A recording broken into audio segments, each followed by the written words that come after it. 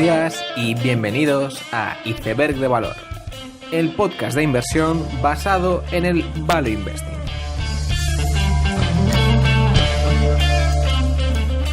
Bienvenidos los seguidores de David Einhorn, bienvenidos a Iceberg de Valor. Esta semana, Jay Powell comunicaba que la Fed rebajaba en 1/4 de punto los tipos de interés en Estados Unidos. Un ajuste, según él, de mitad de ciclo, si es que eso existe. Hay que recordar que la intención original de la Fed era de subir los tipos, luego fue mantenerlos y ahora es bajarlos. Según Powell, la economía estadounidense progresa de manera bastante equilibrada y sin vislumbrar una burbuja en ningún sector en particular. Pero la debilidad de Europa, Asia y la sombra de la guerra comercial hace que tengan una visión un poco más suave de la política económica. Esto es al final lo que había pedido Druckenmiller previamente, así que veremos en qué desencadena. Uno pensaría que las acciones subirían después de conocerse la noticia, pero nada más lejos de la realidad, ya que los índices americanos tuvieron una gran bajada después de la noticia, en un movimiento habitual en bolsa, que es que el mercado reaccione en contra de una noticia supuestamente positiva. En Europa, Takeaway lanzaba una propuesta para combinarse con Just Eat en un movimiento ya bastante habitual en esta fase de consolidación del mercado de delivery. Además, ambas empresas presentaban resultados recientemente que eran bastante buenos. Este movimiento se une a que Delivery Hero vendió su negocio en Alemania a Takeaway en diciembre para cerrar el monopolio que tenía en ese país. De forma análoga, ya en Estados Unidos, DoorDash adquiría Caviar, que es la parte de delivery de Square, consolidándose como líder en varias de las ciudades de Estados Unidos y quitando el poder a Grubhub, que es el actor que más tiempo lleva en ese mercado y digamos que el líder tradicional. DoorDash volvió cuando nadie se lo esperaba, levantando dinero con apoyo de Amazon y otros. Y veremos cómo se consolida este mercado entre los actores que ya solo quedan, que son Uber Eats, Grubhub, Postmates y DoorDash. Y bueno, ¿y este tío por qué nos está hablando de delivery ahora? Pues resulta que el delivery, o esta industria al menos, es realmente interesante. La analogía que siempre se pone es con las OTAs, las típicas Booking y Expedia. Una empresa de delivery no deja de ser una plataforma donde se agregan restaurantes de una zona geográfica y los consumidores. Por otro lado, la plataforma puede tener repartidores o pueden ser los propios restaurantes los que tengan los repartidores, de esta forma creándose un marketplace de 3 piezas. La plataforma, ya sea coordinando el delivery o funcionando solo como un marketplace, se lleva una comisión que será del 15% o el 30% según la tipología. Ya con esto se ven los visos de la semejanza con las OTAs, pero mejor incluso, ¿no? Porque el 30% de las ventas de Booking tiene que ir a pagar a los anuncios de Google. Y es algo que se tiene que hacer año tras año, recurrentemente, ya que los usuarios no son tuyos, son de Google. En el delivery es diferente, ya que el cliente tiene instalada pues la plataforma, una aplicación de móvil, y accede directamente a esa plataforma. Además, no es un servicio como el de las vacaciones que se usa 3 veces al año, sino que el delivery puede ser algo que uses semanalmente. Por lo tanto, junto a esta otra característica, el cliente no solo es tuyo, sino que es además bastante más fiel, lo que aumenta el lifetime value de los clientes. Esto se combina con un efecto red de que a cuantos más restaurantes tengas, más útil es tu plataforma. Por la parte de los repartidores también hay una tendencia natural a la consolidación, ya que cuanta más densidad de rutas y de órdenes haya, pues mejor va a ser tu aplicación. Y por último, el usuario pues tampoco se va a bajar 1000 aplicaciones de delivery, se va a bajar pues como mucho 2 o 3, y eso hace que haya también una concentración natural en la parte del cliente. Por lo tanto, con esta explicación bastante breve, es fácil de entender cómo esta industria tiene una tendencia natural a un monopolio territorial con márgenes altísimos, de un 60% de EBITDA, como ha demostrado la propia Takeaway en Holanda. Y es que si al 35% de EBITDA de Booking le quitas la publicidad, pues llegas a esos mismos márgenes. Como es natural, estas características particulares de mercado, unido a que toda la industria está en una transición de offline a online que promete crecimientos del 20% durante muchísimo tiempo, hace que haya una lucha voraz para conquistar territorios, como se puede ver en la consolidación de Just Eat y Takeaway. Además, creo que son especialmente representativas las imágenes que pone Takeaway en sus presentaciones, donde se ve cómo conquista vorazmente los territorios que se implanta y cómo el segundo y tercer actor pasan a ser irrelevantes. Y por todo esto que he comentado, me parece una industria tan interesante para seguir el delivery, que yo opino que tampoco están tan caras como pueden parecer algunos de los actores. Es verdad que viendo múltiplos, incluso múltiplos sobre ventas, pues parece que están bastante caras, pero hay que tener en cuenta que hay una tendencia bastante a largo plazo para que sigan creciendo. Aún así, en esa visión idílica de monopolios territoriales para siempre, pues creo que también hay problemas. Creo que pueden ser rotos, pues ya sea por transiciones tecnológicas, si de repente los drones empiezan a funcionar, y creo que eso va a llegar, no sé cuándo, pero en 5 o 10 años va a haber drones, pues no sabes hasta qué punto las aplicaciones de delivery pueden ser atacadas, o incluso quién sabe si otras empresas como Amazon, por ejemplo, aún ofreciendo unos restaurantes en menor número para ofrecer delivery, quizás el cliente no valore tanto la cantidad, y quizás ese efecto red de cuantas más restaurantes tenga mi plataforma, mejores, pues quizás tenga unos límites, y quizás con tener un 10% de los restaurantes ya es suficiente para hacer daño a los actores establecidos, que serán Takeaway, GrabHub y otros. Por lo tanto, aunque sí que es una industria con unas tendencias magníficas y una estación final con monopolios territoriales, pues no quiere decir que no haya amenazas en el futuro. Más allá de estas empresas de delivery, presentaban otras muchísimas empresas resultados, por lo que no han faltado conference calls para escuchar. Al principio de la semana presentaba a Gartner, que es la famosa compañía de consultoría tecnológica, unos resultados que decepcionaban y que guiaban ellos mismos a un rango inferior del guidance tanto en ventas como en beneficios. Gartner también es una empresa que sin duda tiene unos vientos de cola muy muy positivos, dado que estamos pues en una época de transición tecnológica a nivel corporativo, y por lo tanto Gartner, pues ofreciendo asesoría tecnológica, va a poder ser protagonista en todo este cambio. Aún así, hay que recalcar que incluso con la caída de un 18%, pues Gartner no ha dejado de estar a 35 veces flujo de caja libre, un nivel de cotización alto, que con los problemas que ha habido con el guidance, pues la cotización es exigente y el sentimiento un poco con la empresa está cambiando en el mercado. Apple, una de las empresas más seguidas del mundo, también presentaba esta semana unos resultados que sorprendían positivamente, no ya por las ventas de iPhones, que no fueron las que se esperaban, sino por la venta de accesorios y wearables.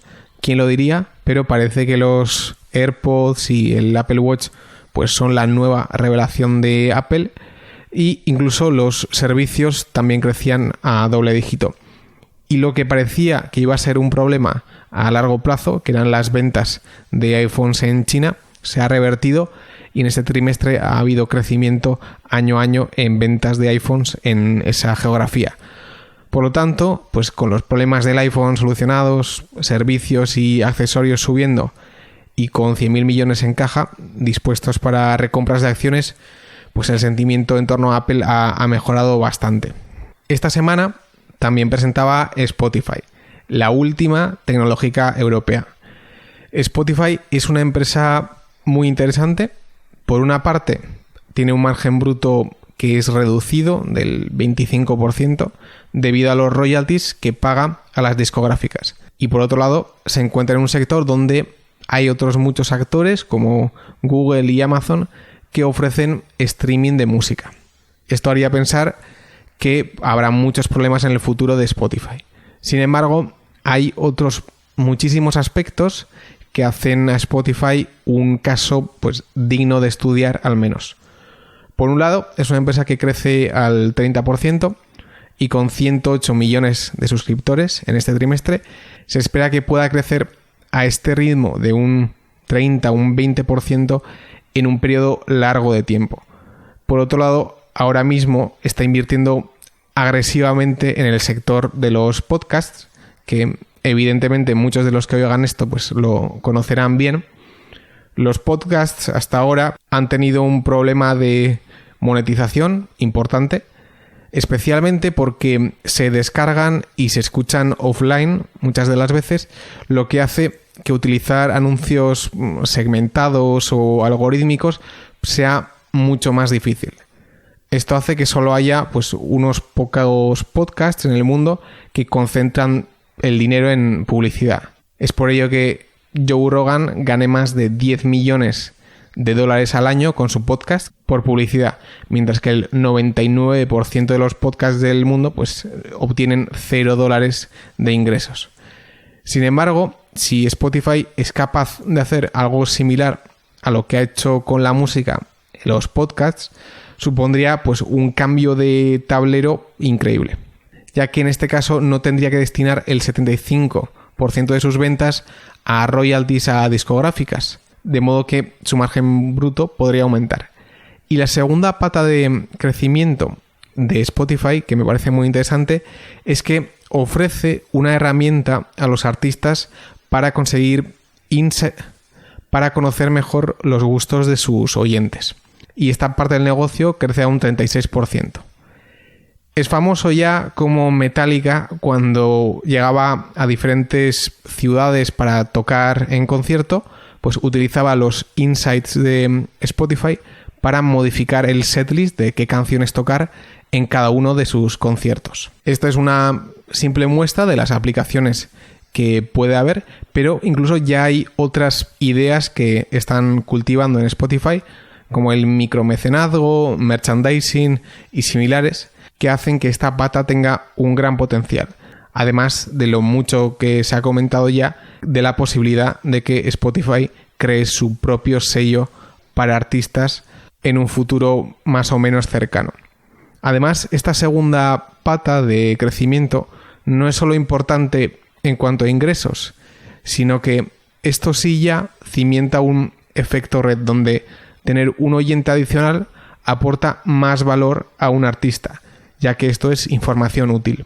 Recordemos que el streaming per se pues no tiene ningún efecto red, ya que cuanta más gente haya escuchando un mismo servicio, pues al oyente no le aporta nada especial, o al menos ahora mismo no le aporta nada especial. Pero al añadir esta segunda parte del mercado, que son los artistas, hace que sí que pueda haber un efecto red en Spotify. Por lo tanto, será interesante ver esta evolución y especialmente la ejecución de Spotify a futuro. Con Spotify termino el repaso de los resultados de los últimos días. El capítulo de esta semana quería centrarlo en un par de rasgos de complacencia que creo que son habituales en gestores famosos, especialmente en hedge funds, y querría centrarme, al principio al menos, en la figura de David Einhorn, que creo que es un gestor que todos seguimos y todos conocemos. David Einhorn es conocido por su famoso corto en contra de Allied Capital, un corto que duró muchos años con detectives privados de la empresa, Einhorn haciendo una investigación privada espectacular en la compañía, hablando con todo el mundo a pie de calle y destapando un fraude pues absoluto. Esta hazaña sería posteriormente el tema del libro de Fooling Some of the People All of the Time, pero quizás la razón más conocida por la que Einhorn es famoso es por ponerse corto de Lehman Brothers meses previamente a su quiebra. Es más, hay una entrevista en la CNBC donde aparece hablando sobre su corto a Lehman, donde la propia entrevistadora se mete con Einhorn por hacerlo y casi le falta el respeto. Meses después, pues Lehman Brothers acabaría quebrando. No hay absolutamente nada más legendario que eso. Absolutamente nada. O sea, cuando yo veía el vídeo es como si un niño ve jugar a Messi, supongo, y dice, yo quiero hacer esto. Pues después de verlo, un inversor como yo dice exactamente eso. Yo quiero hacer esto. Y no se puede negar que lo que hizo Einhorn es histórico. Aún así, para entender cómo invierte David Einhorn hay que entender ciertos rasgos que él tiene. Lo principal que yo destacaría es que al escucharle hablar se ve que es una persona que roza casi el autismo. O sea, contrasta especialmente con Bill Ackman, con el cual se lleva muy bien, por cierto. Y Ackman es el chico popular del instituto, mientras que Einhorn es el tío raro que no te mira a los ojos. Y esto creo que se aprecia bien pues por cómo habla y su presencia. Y esto tiene sus ventajas y sus desventajas a la hora de invertir. El principal problema que me encuentro con este tipo de personas es que les falta visión panorámica. Es decir, se pueden obsesionar con un cierto tema y tienen dificultad para salir y tener una visión más amplia. Esto en el mundo de la inversión es muy importante porque creo que puede llevarte a tener unas variabilidades de retorno muy grandes. Una persona que se enfoca mucho puede que lo haga muy bien gracias a su naturaleza obsesiva, pero puede que esto mismo pues lo lleve a enrocarse en una postura incorrecta por mucho tiempo y perder pues mucho dinero. En el caso de Einhorn, los retornos hasta 2008 pues son indiscutibles. Sin embargo, desde 2008 Greenlight acumula un periodo significativo de underperformance y creo que es importante no hacer ninguna excusa sobre esto. Y creo que en esta segunda etapa ha predominado pues una actitud que no funciona, que a mí me parece que es la de soy el valorador o el juez del mercado y con la idea de que pues puede valorar absolutamente todas las empresas del mercado y decir si están caras o están baratas. Y esto pues contrasta fuertemente con aquello que hizo bien en el pasado, que es estudiar compañías individuales muy en profundidad y destapar fraudes, algo que es diametralmente opuesto a elaborar una cesta de burbujas, que es lo que ha hecho durante mucho tiempo David Einhorn. Además, en la parte de ir largo ha habido un enfoque muy hacia expansión de múltiplos en vez de a la creación de valor, un poco en la línea de creerse también ese juez del mercado, pensando que solo por decir que algo que está a PER 8 tiene que estar a PER 12 y que eso pues se tiene que cumplir pues por sí solo. Esto se une a llamar a Amazon la mayor ONG del mundo y estar corto durante muchos años sin ver el valor que se estaba creando de mientras, un caso pues similar que parece que va a ser Netflix. Y en general, tanto en el lado largo como en el corto, me parece una actitud de bastante pues complacencia que destaca con aquello que le hizo famoso, ser certero y estudiar muy bien las empresas. Es por ello que esta complacencia de estos años de Einhorn y las múltiples excusas de que si el value investing está funcionando o no, pues no me parecen admisibles. Esta corriente de complacencia creo que ha ocurrido en un segmento relativamente amplio de la comunidad de inversión en valor. Y el otro día circulaba un extracto de Hussman valorando Google a, no sé, 10 o 20 dólares la acción en el 2004. Primero hay que decir que no era fácil valorar Google en el 2004 y que es muy fácil analizar a posteriori. Aún así, pues las características de este tipo de actitud siempre son las mismas. Se estudia pues los datos financieros y se extrapola que algo está caro sin pensar mucho más. Ya sea con Google en 2004 o Amazon y Netflix en 2014, pues se pone especial énfasis en los datos financieros presentes y muy poco en lo que la empresa hace y cómo puede evolucionar o cómo puede revolucionar un sector. Por lo tanto, este error se trata principalmente de intentar ajustar un determinado modelo de valoración a todo tipo de empresas sin cuestionarse si ese modelo se adecua realmente a lo que está haciendo esa empresa. Un segundo error que es habitual en hedge funds también es el relativo al tamaño de las posiciones. Es típico que las primeras posiciones de los grandes fondos sean empresas que hayan multiplicado varias veces y por lo tanto han tomado un peso grande en la cartera por sí solos. Es lo que ocurrió con Valeant y Sequoia, donde se convirtió en una primera posición pues muy muy grande. Y es normal, cuando consigues multiplicar una empresa varias veces es algo con lo que te sientes muy bien y además pues si ha conseguido un gran peso en la cartera pues es como si fuera un premio a tu acierto. Sin embargo, ya pues hay varios papers y estudios que confirman que las posiciones con más rentabilidad futura de los hedge funds no suelen ser las principales, ya que estas vienen de una gran rentabilidad pasada y por lo tanto aquellas posiciones con más rentabilidad futura son las que están en quinta, sexta posición. Es decir, es habitual dejar con un gran peso posiciones que no tienen una gran rentabilidad futura porque, pues bueno, nos hemos encariñado con la empresa y creo que esto es un error bastante claro. Unido a ello está el caso de Terry Smith, que se enorgullece de tener una rotación baja. Y esto es un tema que nos atrae a mucha gente, el tener una rotación baja. Pero hay que recordar que no hay ningún punto extra por tener una rotación baja y que el único objetivo es tener la mayor rentabilidad con el menor riesgo posible. La alta o baja rotación pues no es un componente en esa ecuación y por lo tanto es algo que está bien tener, pero no puede ser un objetivo per se, que es lo que parece muchas veces. Por último, el tercer error de complacencia, por así decirlo, que yo destacaría es la diversificación.